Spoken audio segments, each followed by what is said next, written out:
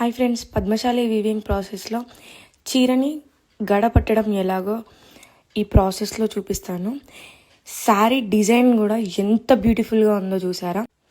Colour input కానీ output కానీ దాంట్లో ఉన్న డిజైన్ డీటెయిలింగ్ కానీ కొంగు, బ్లౌజు, బార్డర్ ఎంత ఎంత ఎంత బ్యూటిఫుల్గా ఉందో చూసారా. సో ఇలాంటి డిజైన్స్, ఇలాంటి వర్క్స్ నేను ప్రతి ఒక్కటి మీకు డీటెయిల్గా చూపిస్తాను.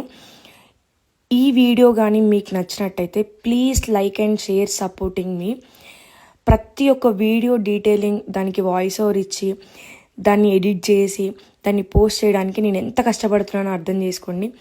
అది కూడా మన పద్మశాలి వీవింగ్ గురించి ప్రతి ఒక్కటి ప్రాసెస్ ఫస్ట్ నుండి ఏం చేస్తాము, శారీ రెడీ అవ్వడానికి, దాన్ని ప్రిపేర్ చేయడానికి, మొగ్గ మీద పెట్టడానికి, శారీ నెయ్యడానికి, ఆ డిజైన్ రావడానికి ప్రతి ఒక్కటి నేను ఎంత కష్టపడి తీస్తున్నానో మీకు అర్థమవుతుండొచ్చు.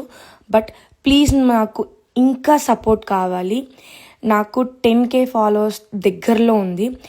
మీకు ఈ వీడియో కానీ మీకు నచ్చినట్టయితే, పద్మశాలి వీవింగ్ ప్రాసెస్ మీకు ఇంకా డీటెయిలింగ్గా కావాలి అనుకుంటే ప్లీజ్ నన్ను ఫాలో చేయండి.